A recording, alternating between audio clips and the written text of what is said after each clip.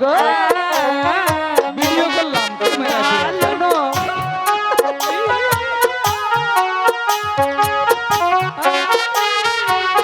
এই কলসিটা সে 8-10টা কলসির মতো না, কেন তাহলে জানো? কেমন? এই পৃথিবীর সবাই দেখবে এটা মাটির কলসি, শুধু তুমি আর আমি দেখতে পারবো এটা স্বর্ণের কলসি। তাই বলেছিলে স্নান আমাদের শেষে সাথে দেখা করে যাবে। হ্যাঁ যাওয়ার সময় দেখা করে যাবে। ঠিক আছে, এসে যখন পড়েছো তাহলে দাদা বলো। বেহুলাকে কিছুক্ষণ আটকাও, চা চা চা। বেহুলা, বলো। সত্যি তুমি খুব সুন্দর। তাই ওই ভগবান তোমাকে হ্যাঁ। নিজের হাতে গড়িয়েছে। তাই তোমার চোখখানা দেখলে কি মনে হয় জানো? কি মনে হয়? ঠিক যেন নাটোরের বনলতা সেন। হ্যাঁ আহা হ্যাঁ গো। তাই। আর তোমার নাকখানা দেখলে কি মনে হয় জানো? কি মনে হয়? কৃষ্ণর হাতের বাসি গো। তাই আর তোমার ঠোঁটখানা দেখলে কি মনে হয়? কি মনে হয়? বলবো? একটু বলো, প্রশংসা করো। ঠিক যেন কমলা লেবুর খোয়ার মতো। ঠিক আছে, কি বলবে তাড়াতাড়ি বলো। আমি একটি জাদু জানি, তুমি দেখবে? আমি এসব জাদু দেখবো না। কেন? জাদু আমার ভালো লাগে না, তাই ভালো দেখবো না। লাগবে, ভালো লাগবে। তুমি একটু ভালো করে মনটা বুঝিয়ে বলো না। আমি দেখবো না গো। এই সখী, তুই কি জাদু দেখবি? হ্যাঁ সখী, জাদু দেখবো। তাই ঠিক আছে। গিয়া চাক মানিকে সখী দেখাইলাম। লোকাই, বলো। আমি যখন বলবো 1 2 3, আচ্ছা তুই বাড়িতে কলসিটা ভেঙে দিবি। ঠিক আছে, তাই করবো। ঠিক আছে? আমার সখী জাদু দেখবি। ঠিক আছে। ঠিক আছে, শোনো বেহুলা, তুই জাদু দেখা। জাদু দেখার আগে 3টি শর্ত আছে। 1 নম্বর শর্ত হচ্ছে আমি যখন 1 2 3 বলবো চোখ বন্ধ করে দাঁড়াবে। ঠিক আছে, রেডি? কি বললো এক, সখী? 3 সখী বলো। কুমার যে বললো আমাদেরকে জাদু দেখাবে, সে যে আমার কলসিটা ভেঙে দিল সখী। ভালোই তো করেছি।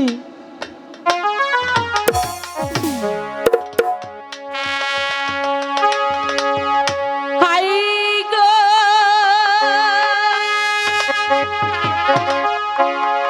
কি কারণে আইলাম না গো। আহা গো ভিডিও করলাম শোনো।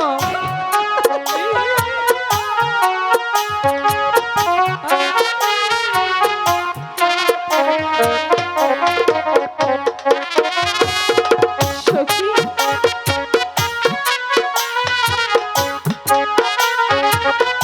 দাদা বেহুলা হাসছে না কাঁদছে, আমি কিছু বুঝতে পারছি না। কাঁদছে গো, বেহুলা কাঁদছে।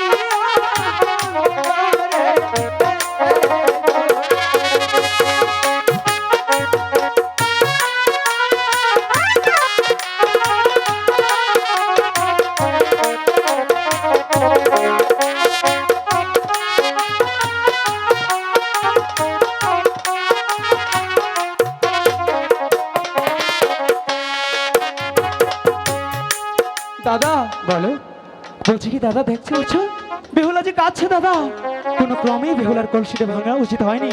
আচ্ছা দাদা, বেহুলার চাইতে বেহুলার সখীরা বেশি কষ্ট পেয়েছে। আগো একজনের আঘাতে দুইজন আহত।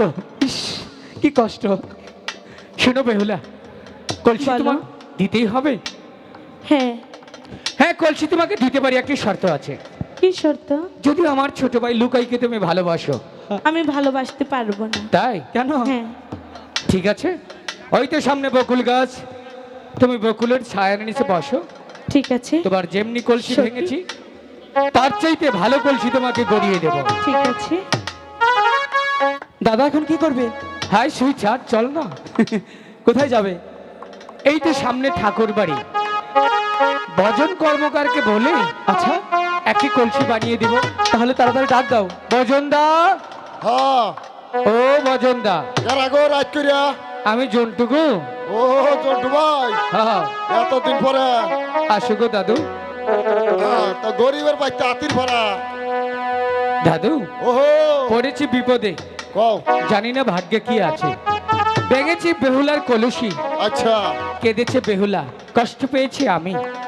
তাই সুন্দর করে তন্ত্র মন্ত্র দিয়ে একটি কলসি গড়িয়ে দিবে। এই পৃথিবীর সবাই দেখবে মাটির কলসি, বেহুলা এবং লোকাই ওরা দেখবে স্বর্ণের কলসি। তুমি হইলে আমার নাতি। হ্যাঁ। তোমার কথা কি কোনোদিন ফলাইতে পারি? ঠিক বলেছে দাদু। যা বলছো তাই হবে। গুনগুন সুরে একটা গান গাও, কলসিটা করো। লোকাই, আমার দাদুর আবার গান শোনার অভ্যাস। হ্যাঁ, আচ্ছা ঠিক আছে।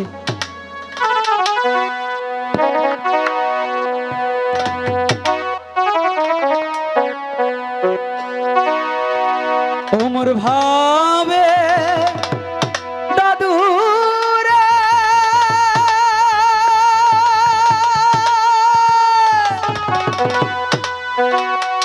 প্রাণের দাদু রে,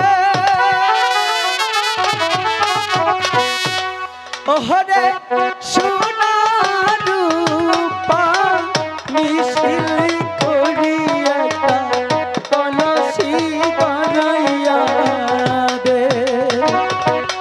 ওহরে সোনা রূপা মিশিল করিয়া কলসি বানাইয়া দে।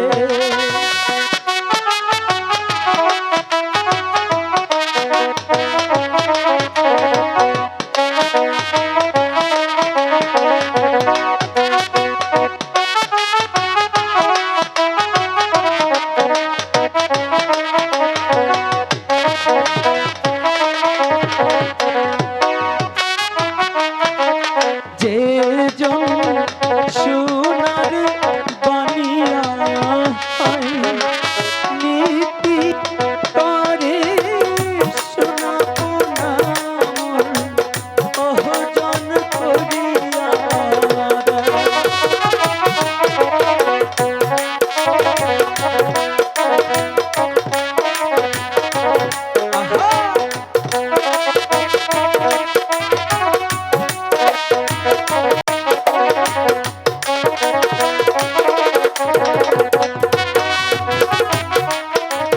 যে জন সোনার বানিয়া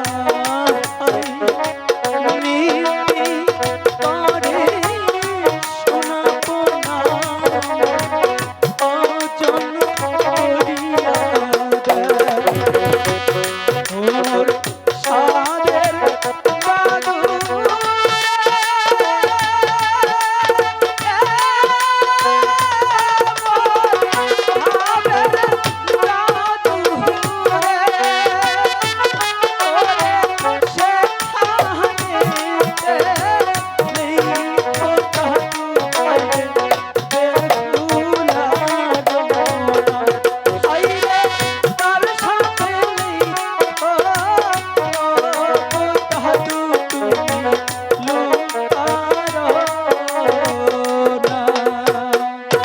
হয়েছে দাদু? আহা, নাতি। ঠিক হ্যাঁ, আছে আছে। লোকাই, দাদা কলসিটা দেখতো। ঠিক আছে, অনেক সুন্দর কলসি। যা, কলসিটা নিয়ে তুই বেহুলার কাছে যা, আমি দাদুকে টাকা দিই। ঠিক আছে, আমি যাচ্ছি। দাদু, নাতি, বলো তোমার কত টাকা দিতে হবে? যে পরিশ্রম হয়েছে নাতি, হ্যাঁ, এবার কা মনে করো 6 মাসের পরিশ্রম হইছে, ঠিক আছে তুমি 15,000 টাকা দিলেই হবো।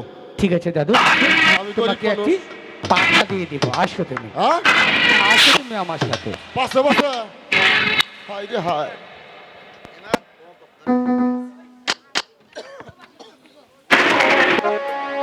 এলো না, তাহলে কি আর আসবে না? চল সখী, আমরা বাড়িতে চলে যাই।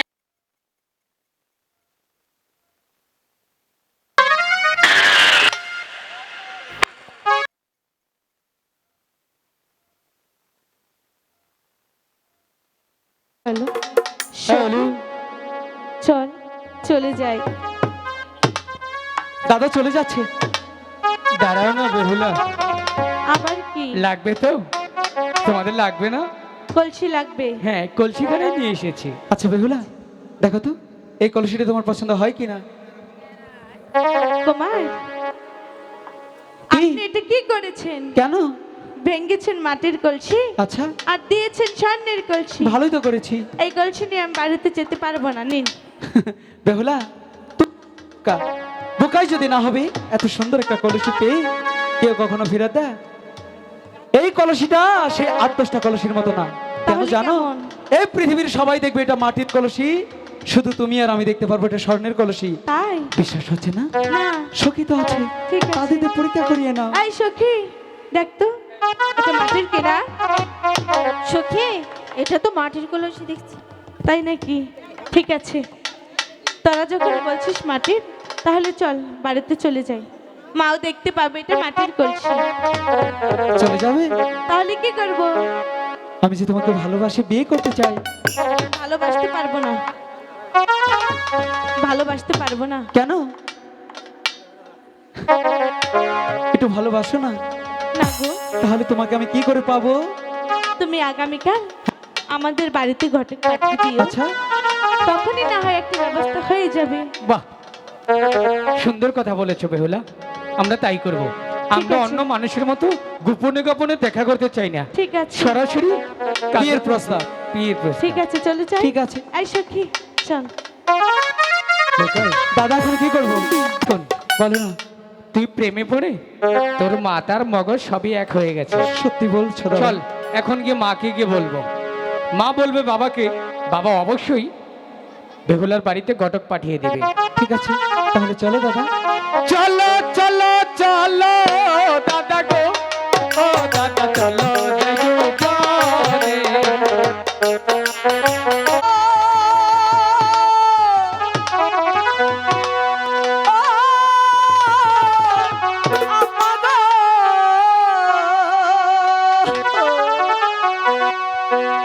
রূপের কন্যা দেখা আইলাম মা, মাগো শানু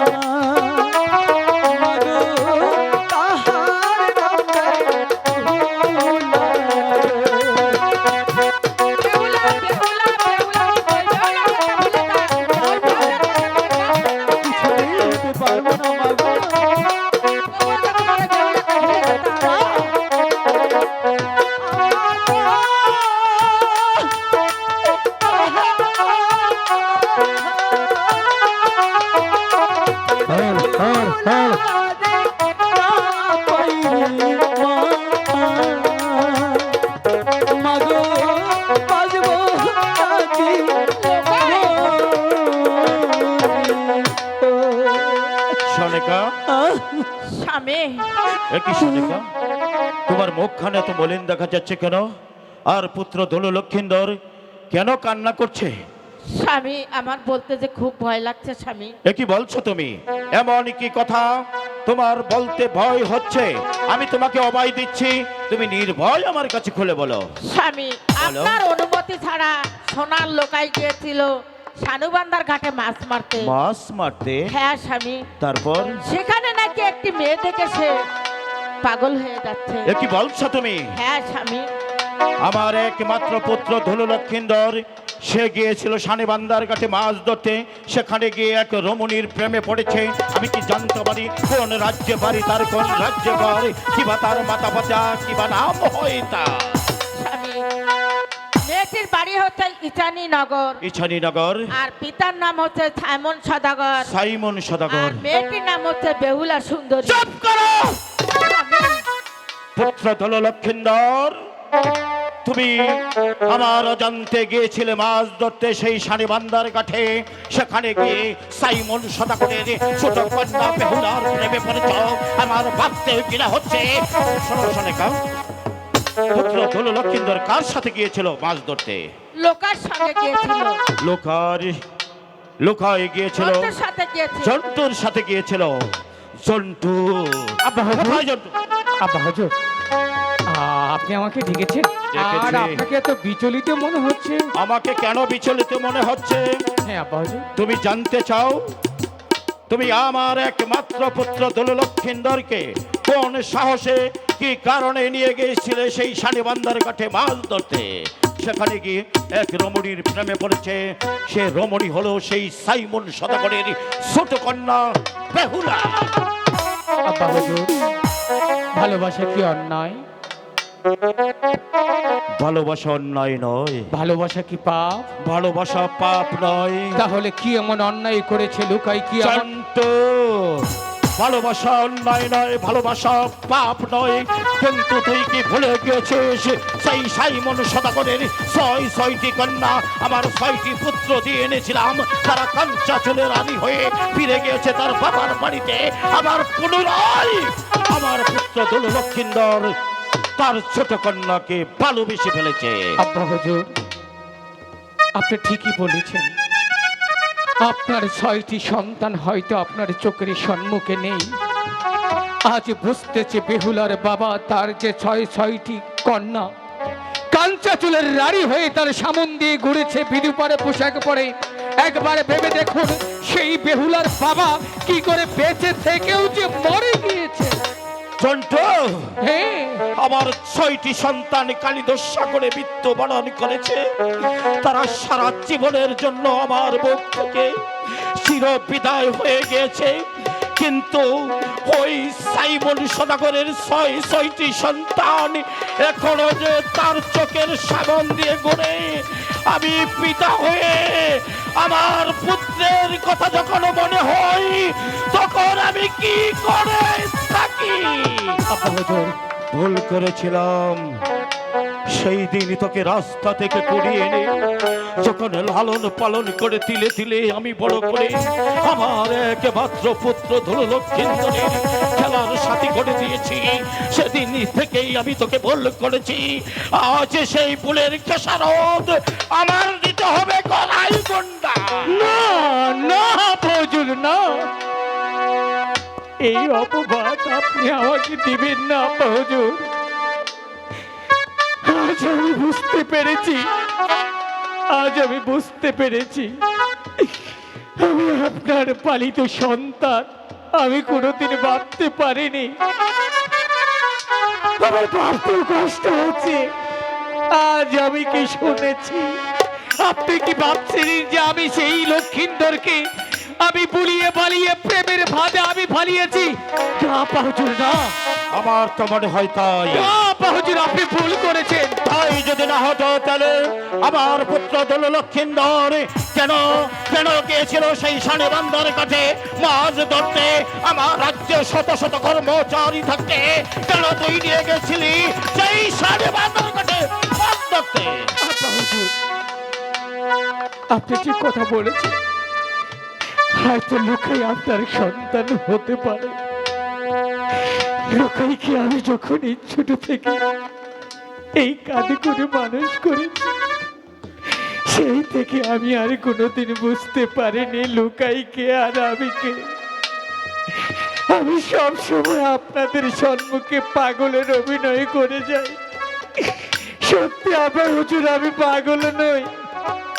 আমি শুধু একটি কারণেই পাগল, আমি এই লুকাইকে আমার হৃদয়ে চাইতে বেশি ভালোবাসি।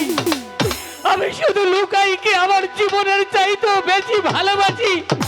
এই লুকারি চোখ দিয়ে যদি এক ফোঁটা রক্ত ঝরে, আমার হৃদয় থেকে 100 ফোঁটা রক্ত ঝরে, আমি কি করে বুঝাবো বলুন দাদা? আমি শুধু আজ পাগল, লুকার প্রেমে পাগল। লুকাই দাদা, হ্যাঁ, যদি আমি ভুল করে থাকি, আমি আর কোনো দিন আপনার সম্মুখে সেই ভুলটা করব না। যদি লুকাই বেহুলাকে না পায়, আমি আপনার সম্মুখে দাঁড়িয়ে উঁচু গলায় বলতে চাই, এই প্রাসাদে ছেড়ে আমি আর লুকাই যেই দিকে দু চোখে যাই সেই দিকে চলে যাব। আপনার মতো অহংকারী পিতার সম্মুখে কোনো দিন আসবো না, আর কোনোদিন আমাদের মুখ আপনাকে দেখাবো না। চলো লুকাই। তারা কি বললি? তাছাড়া আর কি করার আছে বলো? তোদের দু চোখ যেদিকে যায় সেই দিকে চলে যাবি? এরে হতভাগা, একটি বার কি ভাবলে না তোর পিতার কথা, তোর মাতার কথা? তোরা যদি দুটি সন্তান আমাদেরকে একা ফেলে তোরা চলে যাস, তাহলে বল আমরা কাকে নিয়ে বেঁচে থাকবো? বল জন্ট, আমরা কাকে নিয়ে বেঁচে থাকবো? আমি কোনোদিন আপনাকে এইভাবে বলিনি। এই সদাগর বংশের একমাত্র উত্তরাধিকারী লুকাই, তার জীবনে যদি না বাঁচে তাহলে আমিও বাঁচব না। আমি চাই না কোনো কিছু, শুধু চাই লুকাইয়ের মুখে হাসি। আমি আপনার দুটি পায়ে ধরে বলি, ও আপনি লুকার ভালোবাসাকে মেনে নিন। আয় বাবা, তোকে